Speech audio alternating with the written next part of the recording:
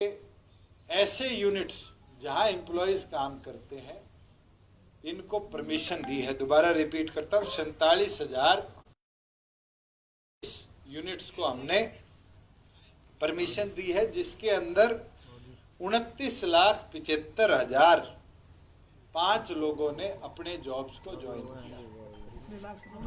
29,75,000 5 लोगों ने अपने अपने परमिट्स अप्रूव कराकर अपने कार्य क्षेत्र में काम शुरू किया। और इस आंकड़े के बाद एक चीज तो पता चल गई, जब परमिशंस की बात आई, कोविड ने एक फायदा कर दिया कि हमारे पास पहले आंकड़ा था कि 28-27 लाख के बीच में एम्प्लॉयज हमारे प्रदेश में काम करते हैं, मगर इस कोविड के अंदर एक डाटा हमारे पास नया आ गया कि हमारे प्रदेश में 29 से कम नहीं। आज मैं फैक्चुअली बोल सकता हूं कि हमें खुद अपने आप को रिवाइज करने की जरूरत है कि इंडस्ट्रियल सेक्टर में हरियाणा 50 लाख के आसपास लोगों को एम्प्लॉयमेंट देता है, क्योंकि अधिकतम रेड जोन के जो एरियाज थे उनमें तो अब तक हमने 50% प्रोडक्शन कैपेसिटी पे ही परमिशन दी। उसको फिर सेकेंड वीक से, जो कि कल शुरू हुआ था 12 तारीख से, उसको बढ़ा के 75% कैपेसिटी पे हमने ले जाने का काम किया था। तो इसके लिए मैंने लेबर विभाग से भी आग्रह किया है कि तमाम ऐसे यूनिट्स जिनने परमिशन ली है उनको हफ्ते का टाइम दिया जाए। जो इंडस्ट्रियल है कि वो अपने फैक्ट्री लाइसेंसेस रिन्यू कराए, जिनके नहीं है, और एक एम्प्लॉयमेंट डिपार्टमेंट भी इसका सर्वे करे कि हम बेरोजगारी की बात करते हैं।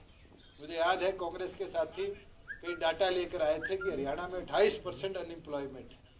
अगर हमारे डाटा से फालतू हमारे पास एम्प्लॉयज हैं तो मुझे लगता है कि हम लेबर इंटेंसिव स्टेट हैं, जिसके अंदर शायद आज हमें जरूरत है, जिस तरह की लेबर माइग्रेशन हो रही है, हमारे बच्चों को एक्सेसिवली हम ट्रेन करके इंडस्ट्री की ओर भेजने का काम करेंगे।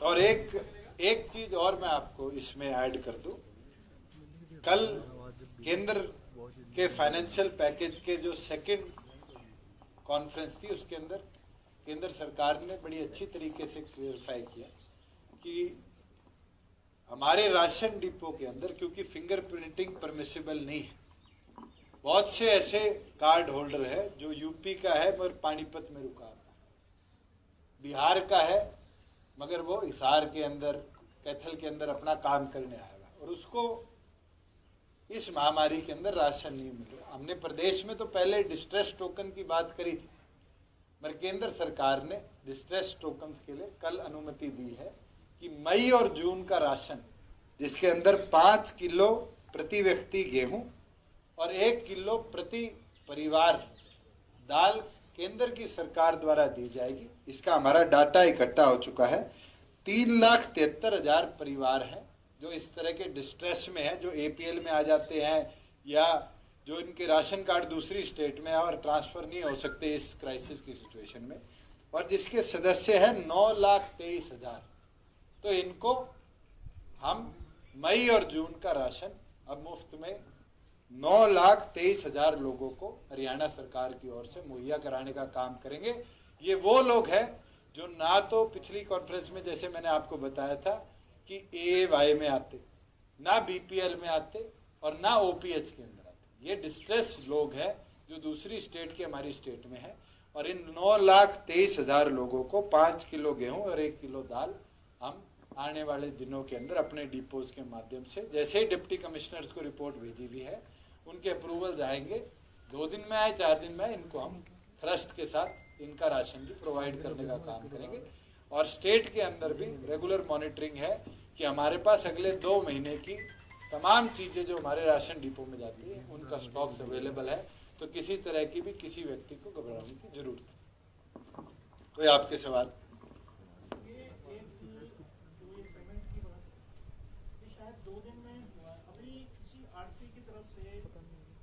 विवाद रहा शुरू में, शायद पेमेंट का एक डिले का वजह था, अभी सारे आड़तियों ने मान लिया है वो आई जो जो नया सिस्टम आप लोगों ने लागू किया। या अभी भी कुछ आड़ती ऐसे हैं, जिनके साथ में कहा किसानों से कहूँगा कि वो रिक्वेस्ट करें अपने आड़तियों को ताकि वो अपलोड करें, तो ऐसे आड़ती भी बचे हैं। देखिए, सरकार द्वारा जो प्रोसेस आड़तियों के साथ सहमति में और एफसीआई की गाइडलाइंस के अंदर बना था वो यही था कि हम 2 दिन के अंदर आड़ती को पैसा भेजेंगे। पैसा आड़ती का जो हिसाब किताब फार्मर के साथ है वो उसको कट करेगा, लिखित में फार्मर देगा, उसको वो अपलोड करेगा आई फॉर्म के साथ। वो अप्रूवल होने के बाद किसान को अब पेमेंट दी जाएगी।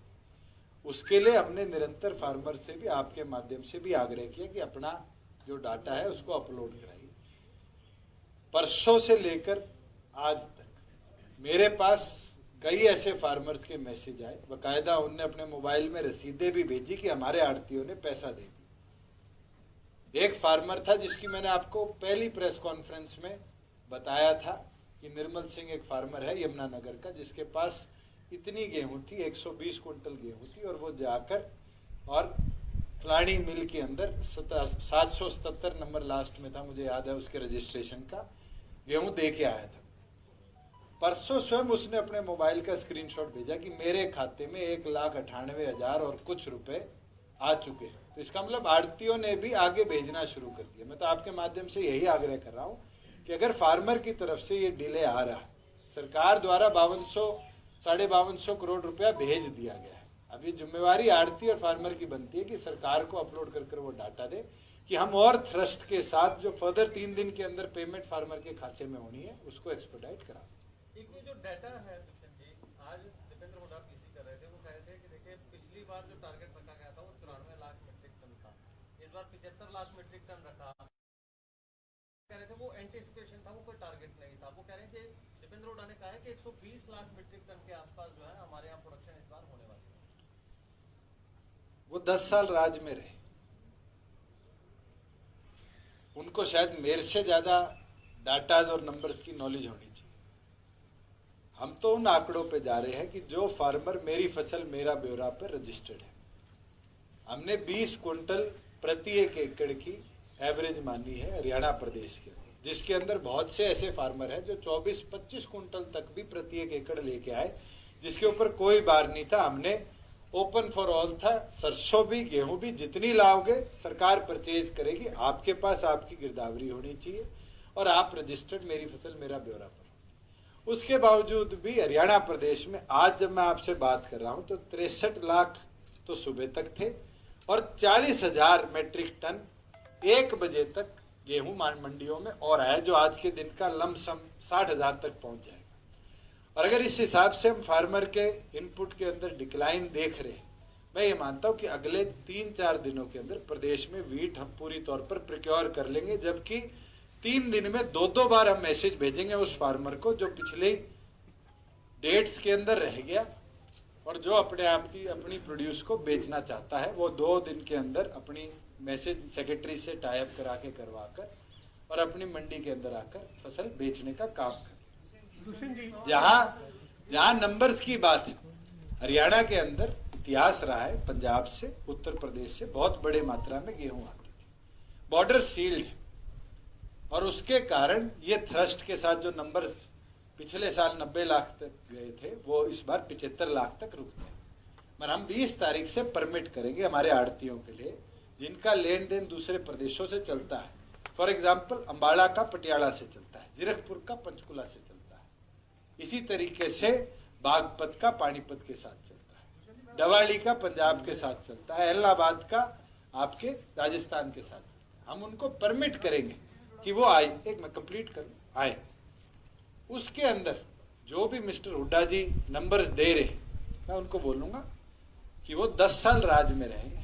अगर उनके पास ऐसे फैक्ट है, तथ्य है, एक एंटिसिपेशन बिल्कुल थी, क्योंकि जब हर्षक ने सैटेलाइट सर्वे किया और छोटी क्रॉप थी तो वहां बरसीन लगा रखी थी, गेहूं लगा रखी थी, ये तो आदमी जाके वेरीफाई नहीं कर सकते। एक स्टैटिस्टिकल डाटा सैटेलाइट सर्वे का था जो हमने एस्टिमेशन के हिसाब से तैयारी करी थी, इसलिए सरकार ने 22,000 करोड़ रुपया अपने रिजर्व में रखा था।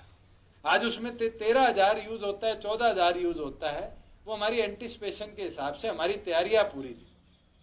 एंटिसिपेट तो हमने भी यही किया था कि फार्मर शायद 1 महीने इतने बड़े थ्रस्ट में 4-4 लाख, मगर 10 दिन के बाद हम देख रहे हैं कि 3 लाख, 2.5 लाख, 1.25 लाख, 2 लाख, 2.25 लाख, 1.5 लाख, और आज तो अगर वो 1 लाख से नीचे आ चुका है तो लगभग फार्मर्स की क्रॉप हमने प्रोड्यूस कर ली। फार्मर्स ने घर पे भी स्टोर किया? बिल्कुल। अगर मैं मेरी बात करूं तो अब तक मैंने अपनी फसल नहीं बेची, और मैंने आपके माध्यम से कहा था बड़ा जमींदार स्टोर करे। अब हम जब सबको मैसेज कर रहे हैं तो हम तो उनसे भी आग्रह करते कि अपने आड़ती से संपर्क करके आपका मैसेज लेके अब अपनी फसल लेकर आइए।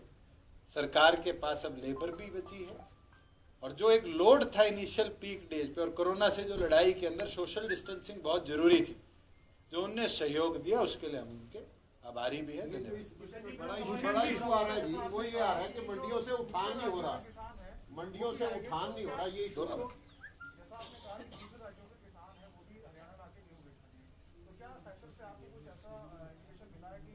तो दिया वन नेशन वन मार्केट है।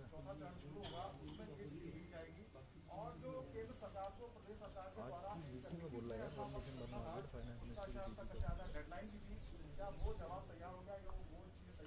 हरियाणा सरकार ने अपनी ओर से एक प्रपोजल भेज दिया है।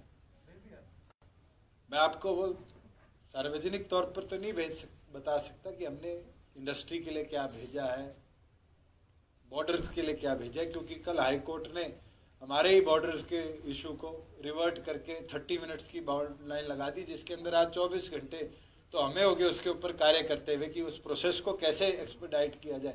हमें तो 3 नोडल HCS अफसर लगाने पड़ सकते हैं जो सिर्फ यही वेरीफाई करेंगे सोनीपत पे कौन आएगा, झज्जर, गुड़गांव और फरीदाबाद इनमें कौन घुसे, क्योंकि verification of A industry and it's employees is very tough. और खासतौर पर नर्सेज डॉक्टर्स की तो और मुश्किल हो जाती है, क्योंकि वो कोविड पेशेंट के साथ करते हैं। मगर high court is high court.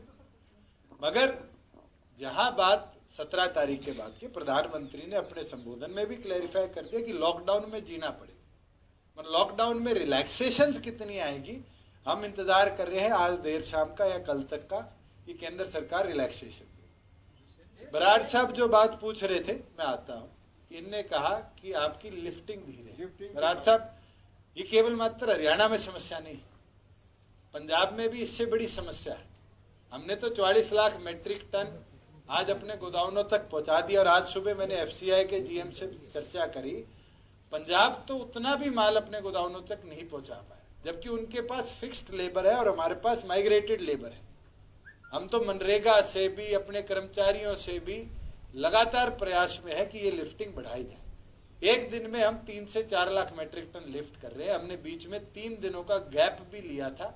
अगर आप तिथि चाहते हैं तो मैं तिथि के साथ आपको बता दूंगा कि किस किस दिन हमारी जो प्रिक्योरमेंट प्रोसेस था उसके अंदर रिलैक्सेशन दिए गए, कि आज से 4 दिन पहले दिया गया। अगले संडे को भी हम रिलैक्सेशन देंगे, जिसमें हमारा फोकस होगा कि हम परचेज से ज्यादा लिफ्टिंग पर फोकस करें। मगर वेदर भी दिन प्रतिदिन जिस तरह अंगड़ाई ले रहा, उसमें अगर लिफ्टिंग वाली जगह भी गेहूं गीली होगी तो उसके अंदर भी हमने किसान को डिले नहीं किया। एक वाक्य मैंने पिछली बार भी आपसे शेयर किया था, लस्टर लॉस का बारी बारी आता है। मैं आपको बता दूं कि लगभग हमने अनुमान लगाया, पिछली साल 34 करोड़ का लस्टर लॉस ग्रेन कटिंग थी। इस बार क्योंकि बारिश 22 अप्रैल को भी हुई है, बारिश 5 तारीख के बाद भी 2 बार हुई है, लगभग 40 से 50 करोड़ के बीच का लस्टर लॉस और इस तरह का लॉस प्रदेश के अंदर किसानों की क्रॉप को आएगा। मगर सरकार गंभीर है, सरकार अपने वादे पर पूरी तौर पर अटल है। हम फार्मर का 1 रुपया भी नहीं काटे। हमने FCI को DO लेटर सेक्रेटरी लेवल पर भी भेजा है और मिनिस्टर को मुख्यमंत्री द्वारा भी भिजवाया गया है कि जो भी कॉस्ट है, जैसे हर साल केंद्र सरकार उसको उठाती है, इस साल उठाए। अगर नहीं उठाती तो फिर प्रदेश सरकार उस लॉस को वहन करेगी। किसान का 1 रुपया नहीं काटा जाएगा। मैंने पहले भी कहा था कि अगर कोई कंप्लेंट आती है तो अगर किसी आड़ती द्वारा किया गया है तो उसके खिलाफ एक्शन लेंगे। अगर किसी सरकार के कर्मचारी किसी विभाग द्वारा किया गया लस्टर लॉस में, एक स्पेसिफिक कंप्लेंट मेरे पास जरूर बास नारनौंद की आई थी, जहां पर जो 6 गांव हैं जिनके अंदर पानी खड़ा हो गया था और उसके कारण गेहूं काली हो गई थी। FCI क्योंकि प्रिक्योरमेंट एजेंसी है, उनने भी आज ये कमिट कर दिया कि हम उनकी प्रिक्योरमेंट कर कर उनके दाने को खरीदेंगे। उसके सिवाय हरियाणा में कंप्लेंट इस प्रकार की मेरे पास छुटमुट आई थी, मगर लिखित तौर पर ना तो ऐसी कोई कटौती हुई, ना ऐसे कोई आदेश जारी। सर, यूनियन फाइनेंस मिनिस्टर के द्वारा भी थोड़ी देर पहले एक पीसी की गई है एग्रीगेरियन स्टेट्स और पूरे देश के लिए वन नेशन वन मार्केट की घोषणा की गई है। कृषि क्षेत्र के लिए 1 लाख करोड़ का पैकेज भी घोषित किया गया है। किस तरह से देखते हैं इसको सर? मैं तो मानता हूं कि हरियाणा प्रदेश एक अपॉर्चुनिस्ट एरिया है। मैं तो आज सुबह यूरोपियन बिजनेस ग्रुप है जिसके अंदर 8 यूरोपियन एम्बेसडर्स हैं, उनके साथ वीडियो कॉन्फ्रेंसिंग भी करी और बड़ी खुशी की बात है कि इटली के एम्बेसडर ने ये प्रपोज किया है कि इटली की गवर्नमेंट चाहती है कि हरियाणा गवर्नमेंट के साथ फूड प्रोसेसिंग के लिए एक स्पेशल वीडियो कॉन्फ्रेंसिंग के माध्यम से चर्चा करी जाए, जिसके अंदर इटालियन कंपनीज जो फूड प्रोसेसिंग प्लांट्स लगाना चाहती है उनको हरियाणा के अंदर रिबेट के तौर पर लाया जाए। मैं मानता हूँ एग्रीकल्चर सेक्टर और फूड प्रोसेसिंग जब मिलकर काम करेंगे तभी जाकर जो हम बात कहते हैं कि जीरी का ऑल्टरनेटिव ढूंढो, मुझे लगता है कि वो एक ऐसा कॉर्नर होगा जब किसान के लिए विन विन सिचुएशन होगी।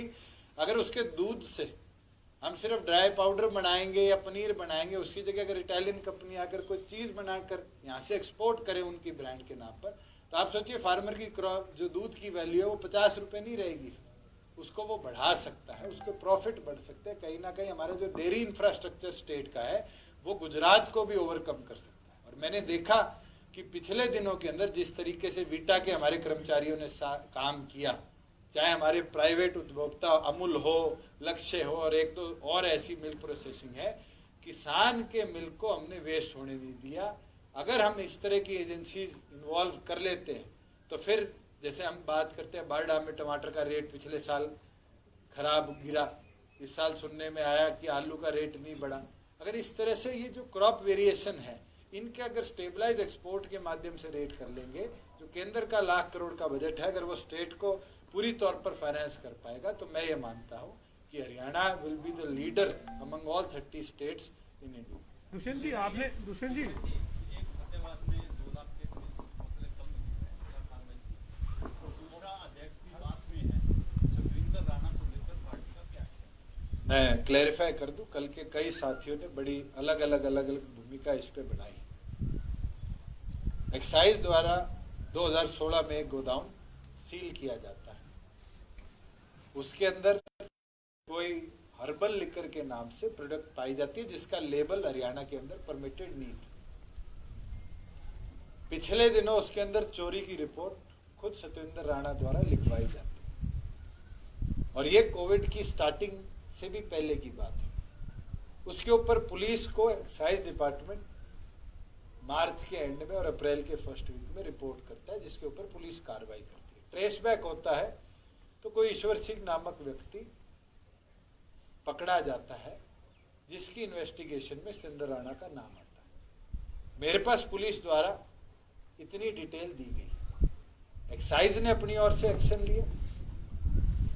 जहां आप फतेहाबाद की बात कर रहे हैं, फतेहाबाद के अंदर भी 3 ऐसे गोडाउन हैं जिसके अंदर शॉर्टेज पाई गई है, उनको भी नोटिस इश्यू करेंगे।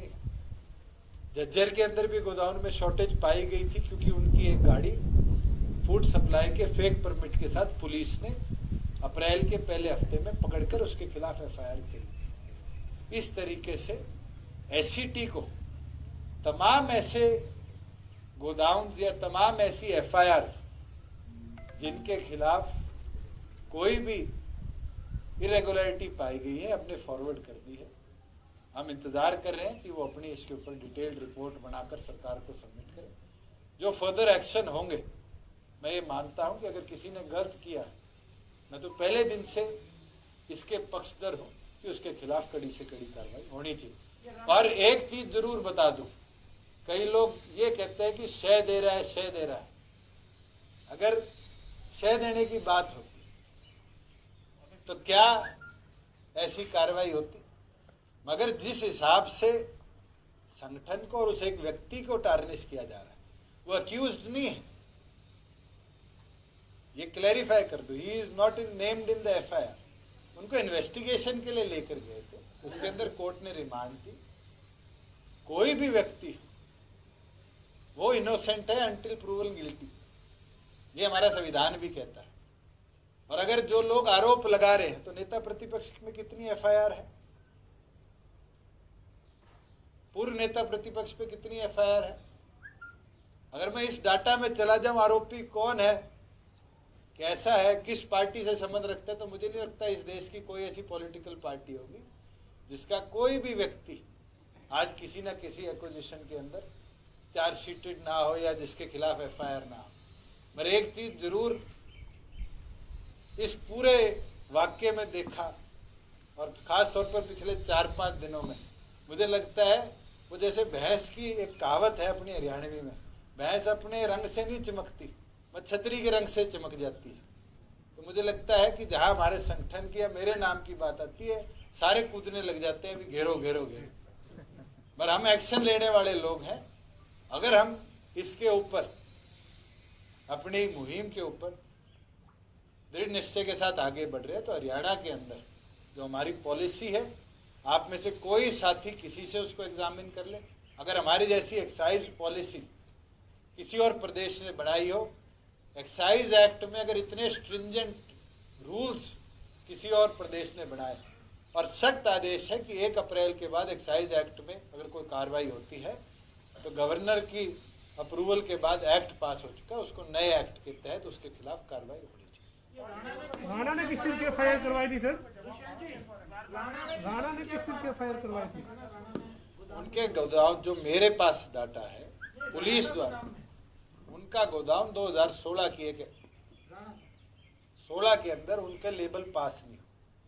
16 में तो मैं मंत्री नहीं था, उस समय के विभाग ने लेबल पास नहीं किए, गोदाम सील हो। उसके अंदर मार्च के अंदर चोरी हुई, उसके खिलाफ उनने डीटीसी को, क्योंकि एक्साइज ने सील कर रखा था, कंप्लेंट दी कि मेरे गोदाम में चोरी है, उसके खिलाफ डीटीसी ने आगे पुलिस को कार्रवाई करने को कहा, पुलिस ने अपनी कार्रवाई करी। आज वो पुलिस कस्टडी में है, मैं भी उनकी तरफ से बयान नहीं दे सकता। सवाल भी अगर संगठन को पूछने पड़ेंगे तो बाहर आएंगे, तभी प्रधान जी या सेक्रेटरी साहब कोई पूछ सकेंगे, रादर देन गोइंग कि भी अभी निकाल लो, अभी एक्शन लो। देखते हैं, कल तक की रिमांड है, कल कोर्ट क्या फैसला देता है उसके बाद। यानी वो रेगुलर शराब 2016 में एक्साइज ने सील कर दिया, तो एक्साइज का गोदाम जो आप बता रहे हैं, मैंने आपको ये है कि एक्साइज ने उसको सील किया। अब जो खरखोदा में हुआ है, एक्साइज ने गोदाम सील किया, उसकी सपुर्दारी करी, उसका हैंडओवर पुलिस की गार्ड को दे दिया, उसके बाद एक्साइज की तो जिम्मेवारी नहीं। 2016 के अंदर भी यही प्रोसेस निभाया। हमने ऑलरेडी इसके ऊपर आदेश दे दिए कि अगर इस तरह की कोई कार्रवाई हुई तो उसके ऊपर एससीटी पूरा मॉनिटर करके एक्शन ले, और जो दोषी है उनके खिलाफ कड़ी से कड़ी कार्रवाई ले। अगर कोई हमारे विभाग का है तो उसके खिलाफ भी, पुलिस विभाग का है तो उसके खिलाफ भी, कोई सीनियर अधिकारी है तो उसके खिलाफ भी कड़ी से कड़ी कार्रवाई होनी चाहिए। राणा जी आपके बीच में आएंगे तो वो आपको वेरीफाई कर पाएंगे, मैं तो आपको पुलिस के पॉइंट ऑफ व्यू से। मेरा जो सवाल है, 2 बड़े विषय इसमें घूम गया। पुलिस का जो एक्शन है वो कर दिया सरकार ने, जो L1 के गोदाम है जिसकी आपने पूरी कस्टमर में जानकारी ली थी, पूरी जानकारी नहीं ली थी, आपने कहा मेरे को डिटेल में दे दिया। L1 के 52 गोदाम में से कितने लाख लीटर की शराब कम है, और जिसपे क्योंकि ये मामला, मैं आपकी पूरी बात कंप्लीट कर दूं, क्योंकि ये मामला एससीटी के मॉनिटरिंग के अंदर है। मैं आपके साथ फिगर इसलिए नहीं शेयर कर सकता क्योंकि एससीटी इसको, तो गड़बड़ है, सरकार क्यों नहीं बताना चाह रही? एससीटी कर लेगी जांच। एससीटी को ऑलरेडी विभाग द्वारा आंकड़े दे दिए गए हैं। पब्लिक को जानना जरूरी नहीं क्या? सरकार पारदर्शिता क्या दिखा रही है? L1 गोदाम में जिनको आपने नोटिस दिए हैं वो कितनी शराब गायब है? सुरेंद्र जी, मैं आपको बड़ा अच्छी तरीके से एक चीज क्लैरिफाई करती हूँ, क्योंकि इस पे स्पेशल इन्वेस्टिगेटिव टीम बड़ी है। अगर हम आंकड़े आज शेयर कर लेते हैं तो फिर उनकी इन्वेस्टिगेशन के अंदर बाधा बनी। मैं आप 30 तारीख को उनकी रिपोर्ट आने तो आपको एक L1 का बकायदा ओनर के नाम पे, लाइसेंस इशू के नाम पे डाटा शेयर कर दूंगा। नोटिस कितनों को दिए सरकार? मैं ये आज साझा नहीं करूंगा क्योंकि मैटर एक इंक्वायरी टीम के अंडर काम कर रहा है। इसमें तो पर्दा डल गया। पर्दा डल गया। दूसरा, सर मैं आपकी गलत, अगर मैं आपको बता रहा हूँ कि हमने उनके साथ डाटा मैं आपका व्यक्तिगत कोई घर का प्रश्न नहीं पूछ रहा हूँ। L1 के ठेके शराब को सरकार ने दी, लॉकडाउन में शराब बिकी, उसमें सरकार, हरियाणा सरकार की बदनामी हुई, 3 लाख बोतलें तो पुलिस नहीं पकड़ ली। ये डाटा देने में क्या दिक्कत है सरकार? मैंने आपको तमाम एफआईआर, तमाम उसके अंदर कितनी लिसिट दारू पकड़ेगी, कितनी लाहन पकड़ेगी, डाटा तमाम over the period of lockdown निरंतर कई ऐसे साथी हैं जो जब कहते थे ठेके बंद कर, तो मैं कहता था 2 नंबर में बिकेंगे, कहते थे 2 नंबर में बिकेंगे भी मेरे ऊपर। मैं तो पहले दिन से कह रहा था कि अगर ये खुले तो इस प्रकार की गलत प्रचलन हमारे प्रदेश में शुरू नहीं होता, मगर ये हुआ।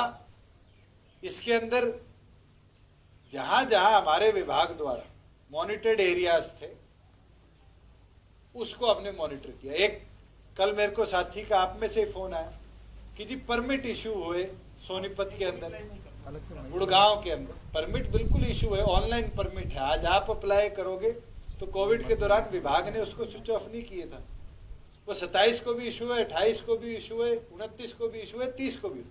1 तारीख से क्योंकि नया फाइनेंशियल ईयर था वो अपडेट नहीं हुआ तो बंद हो गया। मगर ये क्लैरिफाई कर दूं कि परमिट इशू होने के बाद कोई भी व्हीकल किसी तरह का स्टॉक लेकर रोड पर नहीं चला, ये वेरीफाइड डाटा है।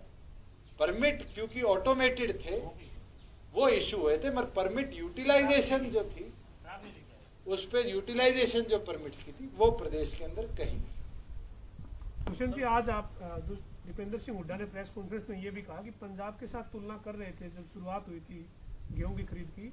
आप बताएं पंजाब के किसानों को कितना पैसा जा चुका है, हरियाणा के किसानों को कितना पेंडिंग है? वो पेंडिंग तो आपने बता दिया, लेकिन मैं आपको क्लैरिफाई कर दूं, पंजाब ने केवल मात्र 17,000 करोड़ रुपया अपने खाते से निकाल दिया और पंजाब के फार्मर के पास अब तक पैसा नहीं पहुंचा। हम तो फैक्चुअल डाटा में आपके साथ शेयर कर सकता हूं, अगर आप तिथि वाइज चाहे कि 62 लाख की खरीद की, 44 लाख गोदाम में गई, 44 के आप पैसे दे रहे हैं, वो भी 8 में से भी कुछ किसानों की नहीं गई, जो बीच में 18 लाख है वो कहाँ गई?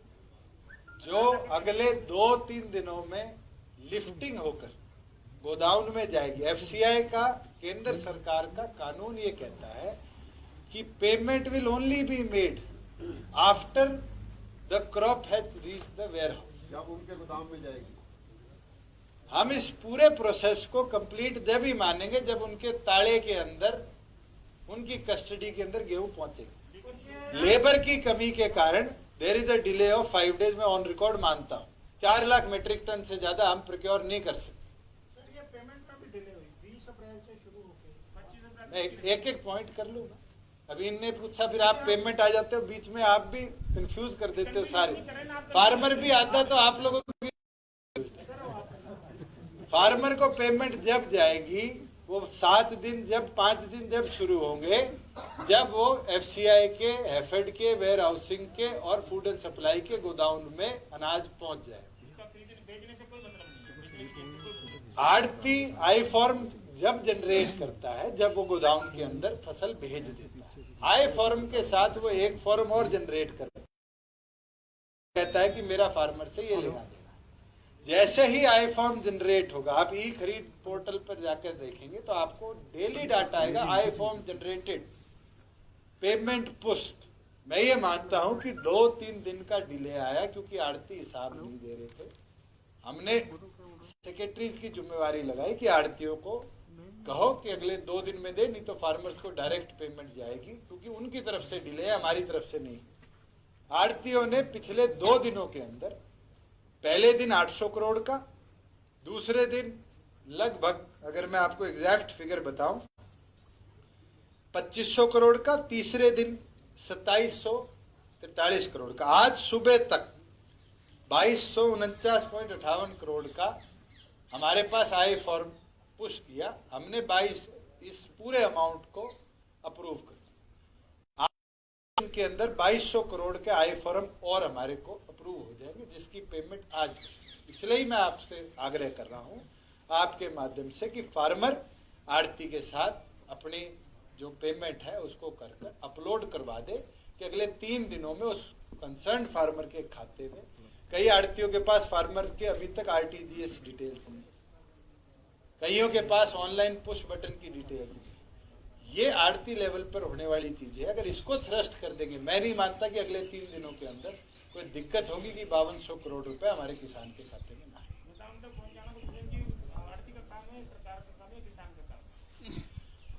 तीनों का काम है। इसकी इसके अंदर आड़ती ने लिफ्टिंग करनी है, ट्रांसपोर्टर ने उसकी मूवमेंट करनी है, और हमने इस बार अप्रूव भी कर रखा है कि अगर फार्मर, जो हम ट्रांसपोर्टेशन कॉस्ट देते हैं पर किलोमीटर, अगर फार्मर उस बोरी को लोड करके और खुद गोदाउन में घेर के आता है और उसकी रसीद लाकर विभाग को देता है, तो वो ट्रांसपोर्टेशन का पैसा भी हम फार्मर को देंगे। तो मैं मानता हूं कि इसके अंदर तीनों की इक्वलेंट जिम्मेवारी है। ये बात एक बार मैं पीछे ले लूं आपसे तीन, एक सेकेंड। ये जो कर्मचारी श्रमिक सड़कों पे है, पूरे देश में है, हरियाणा में भी है, इसका जिम्मेदार कौन है? एसडीएम है, डीसी है, रजिस्ट्रेशन नहीं हो रहे हैं। सुशील जी, सबसे अच्छा सवाल आज के दिन का, और मैं जितने आप पीड़ित हो, खास तौर पर हमारे कई मीडिया के साथी तो दिन प्रतिदिन ऐसी दुखद स्टोरीज हमारे सामने लाते, पूरी तौर पर सरकार इसकी जिम्मेवार है। आज मैं कह दूं कि आप जिम्मेवार हो, एसडीएम जिम्मेवार है, डीसी जिम्मेवार है, जिम्मेवारी हमारी। हमारे प्रयासों में कोई कमी रही है कि हम शेल्टर होम्स में इनको सुख सुविधा नहीं दे पाए, इनको समय पर राशन नहीं पहुंचा पाए। हमारे डिस्ट्रिक्ट लेवल पर जो टीम्स थी जिनको हमने 1,05,00,000 रुपया दिया था, वो शायद इनको प्रॉपरली वो नेसेसरी इमोशन नहीं दे पाई। मैं परफेक्ट वर्ड यूज करूंगा, वो इमोशन नहीं दे पाई कि ये यहां रुके। पैसे की कमी किसी लेबर के पास। मैंने खुद गुड़गांव की जी को और साइट इंस्पेक्ट कराई, जहां पर यह पता चलता है कि एक लेबर जो वहां रुकी हुई है, उसका मालिक उनको खाना तो देती है, 2-2 महीने की एडवांस तनख्वाह भी दे रखी, और उसके बाद भी हर रोज 100 रुपए का नोट दे के आते कि मेरी लेबर मेरी साइट पर रुकी है। मगर ये एक ऐसा इमोशनल फैक्टर है जिसके अंदर पैसे की वैल्यू नहीं रही, सुविधा की वैल्यू नहीं रही। आज बहुत से ऐसे लोग हैं जो अपने घर जाना चाहते हैं। अगर मैं बात करूं तो 2 महीने से तो मैं यहां पर हूं, एक बार ही अपने माता पिता से मिल पाया हूं। बहुत से ऐसे लोग हैं जो एक स्थान पर इतने समय से, पर जो इमोशनल वैल्यूज है उसको शायद सरकार किसी एंगल से भी फुलफिल ना कर पाए। हमारा प्रयास है कि हम उनको रोक के हर तरह की फैसिलिटीज दें। मैं आपको एक एग्जांपल शेयर कर दूं, क्योंकि एक बड़ा इमोशनल था, आपने फैक्टर किया। मैंने देखा कि कंक्रीट मिक्सचर में लोग जा रहे हैं, अटैची पे बच्चे को लेके जा रहे हैं, एक प्रेग्नेंट औरत को रेडी बनाकर आदमी लेकर जा रहा है। पूरे देश के ऐसे एग्जाम्पल आए, मगर हमने कैरम बोर्ड भी लगवा दी,